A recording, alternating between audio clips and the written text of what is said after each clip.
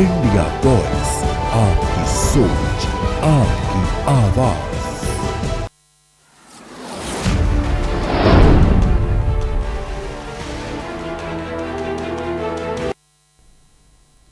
नमस्कार, बहुत स्वागत है आपका इंडिया वॉइस में। मैं हूं आपके साथ प्रज्ञा मिश्रा। वक्त हो चला है उत्तर प्रदेश के इस खास बुलेटिन की, तो शुरुआत करते हैं पहली खबर के साथ। पीलीभीत को विकास की बड़ी सौगात मिली है। मुख्यमंत्री योगी आदित्यनाथ ने जिले में 66 विकास परियोजनाओं का लोकार्पण और शिलान्यास किया। इन परियोजनाओं की कुल लागत 569 करोड़ रुपए से अधिक बताई जा रही है।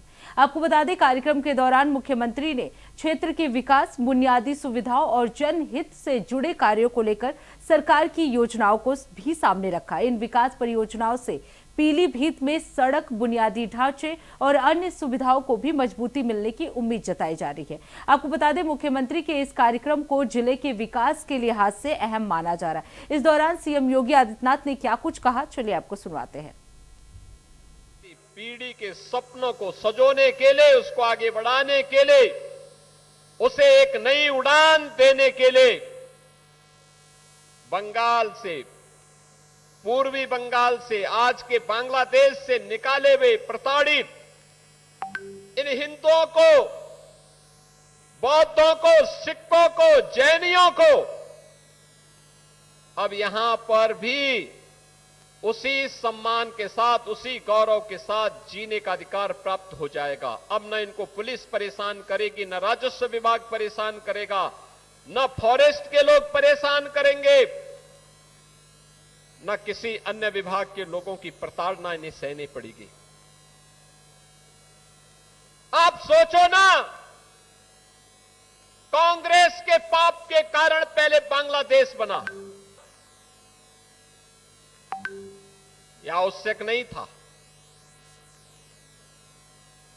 या आवश्यक नहीं था।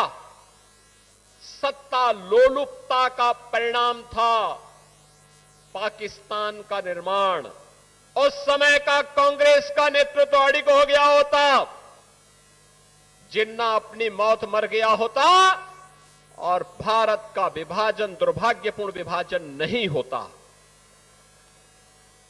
लाखों हिंदुओं का कत्लेआम हुआ, लाखों हिंदुओं को अपनी पैतृक भूमि को, अपने पुण्य भूमि को छोड़ना पड़ा।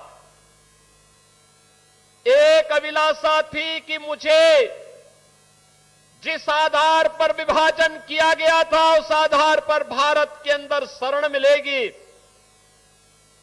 नागरिकता मिलेगी, सम्मान के साथ मैं जीवन यापन कर पाऊंगा। बहन और भाइयों, कांग्रेस ने कभी सुध नहीं ली, लेती भी कैसे। और कांग्रेस के हमरा समाजवादी पार्टी को भी कहां फुर्सत थी, कहां फुर्सत थी, क्योंकि इनको तो तुष्टीकरण से जब फुर्सत हो तब गरीबों के बारे में, दलितों के बारे में, पिछड़ों के बारे में, वंचितों के बारे में सोचते। इन लोगों को विभाजन के बावजूद भी केवल और केवल मुसलमानों की चिंता थी, हिंदुओं की चिंता नहीं थी, सिखों की चिंता नहीं थी, बौद्धों की चिंता नहीं थी, जैनियों की चिंता नहीं थी उनको। अब बात कर लेते हैं अगली खबर की। नोएडा के हाई राइज सोसाइटी में सोमवार यानी आज सुबह उस वक्त हड़कंप मच गया जब एक फ्लैट में एसी ब्लास्ट होने के बाद भीषण आग लग गई। घटना नोएडा के सेक्टर 119 स्थित अररिया सोसाइटी की है, जहां 21वें फ्लोर पर एक फ्लैट में अचानक आग भड़क उठी। बताया जा रहा है कि एयर कंडीशनर में धमाका होने के बाद आग तेजी से फैल गई। वही सूचना मिलते ही दमकल विभाग की पूरी टीम मौके पर पहुंची और करीब आधे घंटे की कड़ी मशक्कत के बाद आग पर काबू पाया गया। राहत की बात रही कि इस हादसे में अब तक किसी के हताहत होने की सूचना नहीं मिली। फिलहाल दमकल विभाग आग लगने के कारणों की जांच कर रहा है और वहीं हाईराइज इमारतों में बढ़ते आग के मामलों के बीच ये घटना एक बार फिर सुरक्षा इंतजामों पर सवाल खड़े कर रहे हैं। देखिए इस पर हमारी एक खास रिपोर्ट। दिल्ली एनसीआर में बिल्डिंग्स, सोसाइटियों में आग लगने का मामला थमने का नाम नहीं ले रहा है। सोमवार की सुबह जब लोग अपने घरों में दफ्तर जाने की तैयारी कर रहे थे, तभी नोएडा की एक गगनचुंबी इमारत की 21वीं मंजिल पर अचानक चीख पुकार मच गई। आसमान छूती इस इमारत के टॉप फ्लोर से उठती आग की ये लपटें और धुएं का गुबार गवाही दे रहा है कि हादसा कितना भयानक था। मामला नोएडा के सेक्टर 119 स्थित अरण्या सोसाइटी का है। सुबह ठीक 8 बजे सोसाइटी के एक फ्लैट में अचानक जोरदार धमाका हुआ और पूरा घर आग के गोले में तब्दील हो गया। बताया जा रहा है कि फ्लैट में लगे एयर कंडीशनर यानी कि एसी में अचानक ब्लास्ट हुआ और इसी धमाके के बाद फ्लैट में भीषण आग लग गई। आग इतनी भयानक थी कि 3 फ्लैट्स उसकी चपेट में आ गए। सोसाइटी में रहने वाले लोगों का कहना है कि आग लगते ही सभी को नीचे उतारा गया। जो इस टावर नंबर 4 में आग लगी थी, लगभग 21st फ्लोर पे लगी थी आग। और ये आग जो लगी थी तब हमें नहीं पता चला था, तो जो यहाँ का स्टाफ है यहाँ का, उन्होंने भाग कर सभी घरों को बुलाया कि जितने भी जल्दी से निकल जाइए बाहर। तो उसके बाद जो यहाँ की कमेटी है उनके द्वारा जो इंतजाम किए गए हैं उनके द्वारा आग बुझानी शुरू कर दी गई थी। अग्निशमन की आई हैं, लेकिन मैंने पहली बार देखा है कि फायर ब्रिगेड आई है और वो आग बुझा नहीं पाई, उसका पानी नहीं जा पाया वहाँ पर, और यहाँ की जो कम्युनिटी ने कर रखा था उसी के द्वारा ये आग बुझी है। तो कहीं ना कहीं ये उन्होंने बोला कि हमारा 15th या 14th फ्लोर तक पानी जा सकता है, इससे ऊपर नहीं जा सकता है। अब ये इनको पता होगा कि क्या इनके मानक रहते हैं कि कितने ऊपर जा पाता है, लेकिन हाँ ये है कि ऊपर जो पानी के टैंक रखे हुए हैं बड़े बड़े, उसके थ्रू इन्होंने आग बुझा दी। मुझे उस समय तो फ्लैट का कौन सा फ्लोर में लगा पता नहीं चला, लेकिन वाइफ जब किचन में चाय बना रही थी तो बहुत जोर से सामान गिरा, कुछ ऊपर से गिरा था, आवाज आई, कांच टूट के गिरा। तो फिर देखी तो बोले कांच टूट के, हमको लगा कोई बदमाशी कुछ पत्थर उथर तो नहीं फेंक रहा है। फिर हमने ऊपर देखा तो पूरा धुआं ही धुआं। तुरंत भागे बाहर, तो यहाँ से नीचे से लोग चिल्ला रहे थे नीचे उतरिए नीचे उतरिए, ताकि हाल फिलहाल बहुत सारे आपके टावर में आग लग चुकी है। फिर हम लोग बगल वाले को ये किए, इधर वाले को किए कि भैया नीचे भागो। फिर पैदल ही हम लोग नीचे उतरे, हमारा कुत्ता भी था, सबको लेकर के लॉक करके नीचे उतरे। आग की सूचना मिलते ही आनन फानन में दमकल की 6 गाड़ियां मौके पर पहुंची। 21वीं मंजिल पर आग होने की वजह से चुनौती बड़ी थी, लेकिन फायर ब्रिगेड के जाबाज कर्मचारियों ने हार नहीं मानी। करीब आधे घंटे की कड़ी मशक्कत के बाद आखिरकार आग पर काबू पा लिया गया। गनीमत ये रही कि इस बेहद डरावने हादसे में फिलहाल किसी के हताहत होने की खबर नहीं है, सभी सुरक्षित हैं। और देखिए लगभग 8:50 पे अरण्या अपार्टमेंट है, इसके 21वें तल्ले पे हम लोगों को आग लगने की सूचना प्राप्त हुई है। आग शुरुआत में ही बड़ी बताई जा रही थी, इसलिए यहाँ पे पुलिस की टीम, एम्बुलेंस की टीम, फायर ब्रिगेड की 6 गाड़ियाँ यहाँ पे रवाना की गई। यहाँ आके देखा गया कि 2105 फ्लैट है, उसमें एसी के ब्लास्ट होने से आग लगी थी और हमारे बहादुर कर्मचारी अंदर गए हैं। यहाँ पे हमने 3 टीमें बनाई हैं, 2 टीमें बालकनी से बुझा रही थी और 1 टीमें जो है वो अंदर फ्लैट के अंदर से घुस के बुझाना चालू किया है। और आग को जो है हमने लगभग आधे घंटे फायर फाइटिंग के बाद पूर्णतः बुझा दिया है। इसमें जो परिवार अंदर सो रहा था वो स्वतः ही बाहर आ गया था और इसमें कोई भी इंजरी नहीं है, कोई भी जनहानि नहीं है। हमारी मौके पे 6 गाड़ियाँ मौजूद हैं और जो है आग को पूर्णतः बुझा दिया। एसी में ब्लास्ट के बाद आग लगी थी। घटना के समय परिवार के कुछ सदस्य सो रहे थे, वो खुद आग लगने के बाद सुरक्षित बाहर निकल आए थे। लेकिन इस हादसे ने एक बार फिर गर्मी के मौसम में एसी ब्लास्ट के खतरों को लेकर सबको डरा दिया है। अब रुक कर लेते हैं अगली खबर की। लखनऊ में एक मुलाकात ने यूपी की सियासत में नई चर्चा छेड़ दी है। आपको बता दें, बीजेपी प्रदेश अध्यक्ष पंकज चौधरी ने डॉक्टर राम मनोहर लोहिया के परिजनों से मुलाकात की। विधानसभा चुनाव से पहले हुई इस मुलाकात को राजनीतिक नजरिए से काफी अहम माना जा रहा है। विशेष जनसंपर्क अभियान के तहत पंकज चौधरी लोहिया परिवार से मिलने पहुंचे, जहां उन्होंने परिवार का कुशल क्षेम जाना। इस दौरान मोदी सरकार के 12 वर्षों के कार्यों को लेकर भी चर्चा हुई। पंकज चौधरी ने कहा कि लोहिया जी के परिजनों से मिलना उनके लिए सौभाग्य की बात है। मुलाकात के दौरान विधायक नीरज बोरा, एमएलसी पवन सिंह चौहान और लखनऊ महानगर के अध्यक्ष आनंद द्विवेदी भी मौजूद रहे। वहीं इस मुलाकात पर समाजवादी पार्टी ने भी प्रतिक्रिया दी है। सपा प्रवक्ता सुनील सिंह साजन ने कहा कि बीजेपी को समाजवादियों की चौखट पर आना पड़ा। उन्होंने दावा किया कि समाजवाद ही देश को तरक्की के रास्ते पर ले जा सकता है। लोहिया परिवार से बीजेपी नेताओं की इस मुलाकात के बाद अब सवाल उठ रहे हैं कि क्या ये सिर्फ शिष्टाचार मुलाकात है या इसके पीछे कोई बड़ा सियासी संदेश छिपा है। फिलहाल यूपी की राजनीति में ये मुलाकात चर्चा का विषय बनी हुई है। तो पार्टी का कार्यक्रम चल रहा है, विशेष जनसंपर्क अभियान। उसके साथ आज मेरा सौभाग्य है कि लोहिया जी के पदपोतों से, उनकी बेटों से मेरी मुलाकात हुई और पूरा एक पारिवारिक बैठना हुआ, सबसे बहुत अच्छा लगा। कल उत्तर प्रदेश के भारतीय जनता पार्टी के प्रदेश अध्यक्ष श्री पंकज चौधरी और कई भाजपा नेता प्रख्यात समाजवादी डॉक्टर राम मनोहर लोहिया के परिजनों से मिलने गए। हम लोगों को खुशी है कि जो बीजेपी नफरत की बात करती थी, बंटवारे की बात करती थी, पिछड़े और दलितों को हीन भावना से देखती थी, दूसरे धर्म के लोगों से नफरत करती, उसको आखिर समाजवादियों के चौखट पे जाना पड़ा। क्योंकि इस देश को अगर आप सच में खुशहाली के रास्ते पे ले जाना चाहते हैं, तरक्की के रास्ते पे ले जाना चाहते हैं, पूरे समाज को एक करके अगर आगे बढ़ना चाहते हैं, तो समाजवाद के अलावा दूसरा कोई रास्ता नहीं। यही बात डॉक्टर लोहिया ने कही, यही बात गांधी जी ने कही, यही बात आदरणीय श्रद्धेय नेताजी लगातार इस बात को कहते रहे कि अंतिम व्यक्ति के चेहरे पर अगर मुस्कान कोई ला सकता है तो समाजवादी व्यवस्था ला सकती है।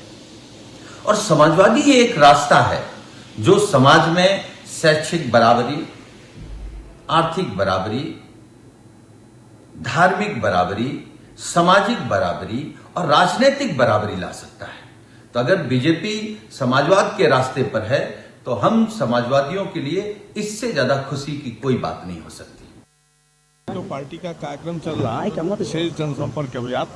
उसके साथ आज मेरा सौभाग्य है कि लोहिया जी के पदपोतों से, उनकी बेटों से मेरी मुलाकात हुई और पूरा एक पारिवारिक बैठना हुआ, सबसे बहुत अच्छा लगा। कल उत्तर प्रदेश के भारतीय अयोध्या में एक बार फिर बड़ा विवाद सामने आया है। आपको बता दें, एसोसिएशन की बैठक में वकीलों ने तीखे तेवर दिखाते हुए कुछ पदाधिकारियों को लेकर नाराजगी जाहिर की। बैठक में वकीलों ने मांग की कि चंपत राय, अनिल मिश्रा और गोपाल राय अयोध्या छोड़े। वकीलों ने चेतावनी दी कि अगर 3 दिनों के अंदर ऐसा नहीं हुआ तो आंदोलन तेज किया जाएगा। वकीलों ने कहा कि जरूरत पड़ी तो पूरी अयोध्या को जाम कर दिया जाएगा और किसी को भी अयोध्या में प्रवेश करने नहीं दिया जाएगा। इस बयान के बाद अयोध्या में माहौल गरमा गया है। अब सभी की नजर प्रशासन और संबंधित पक्षों की प्रतिक्रिया पर है।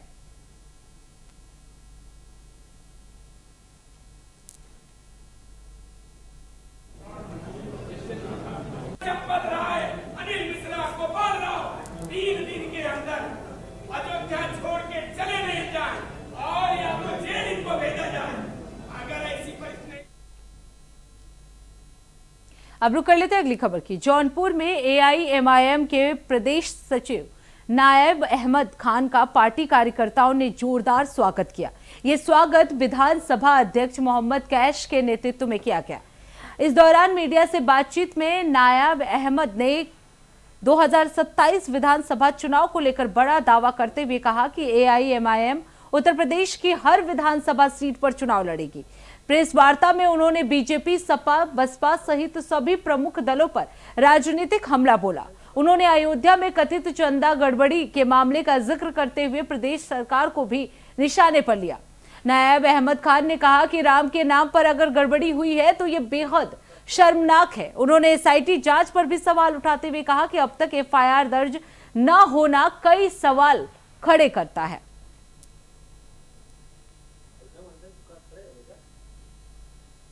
हम तो भाई देखिए, ये धर्म की बात है तो इस टॉपिक पे तो हम नहीं ज़्यादा बोलना चाहेंगे, लेकिन धर्म कोई भी हो तो हर धर्म का सम्मान होना चाहिए, चाहे वो सनातन धर्म हो, चाहे वो जो है मुस्लिम धर्म हो, चाहे वो सिख हो, चाहे ईसाई हो।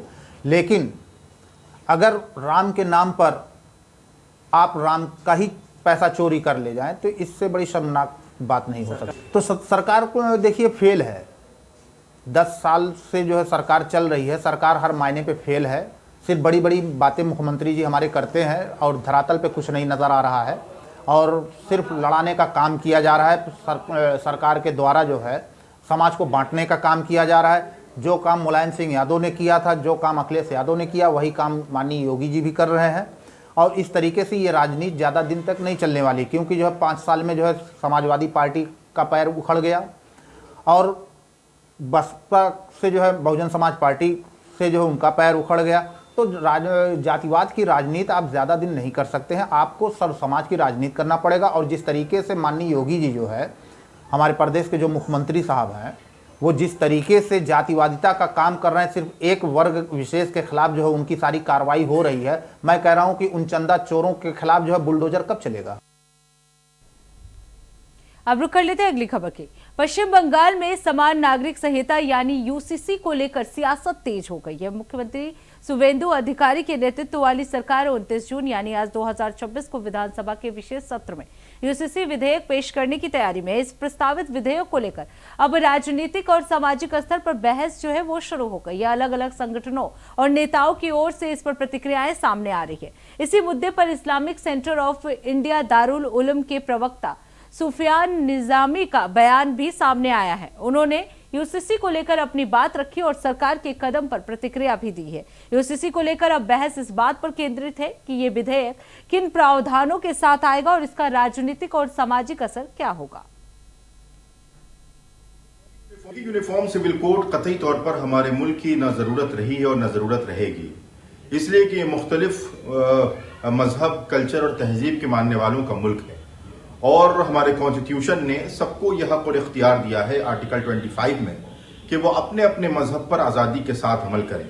यूनिफॉर्म सिविल कोड का शोशा जो बार बार छोड़ने की कोशिश की जा रही है, यकीनी तौर पर न तो उसका खाका पेश किया जाता है और न उसमें इस बात को यकीनी बनाया जाता है कि किस तरह से तमाम मजाहिब के मानने वालों के मजहबी रसूमात को इख्तियार करने का और उस पर अमल करने का हक और इख्तियार उन्हें किस तरह दिया जाएगा। इसलिए यूनिफॉर्म सिविल कोड हमारे मुल्क के आर्टिकल 25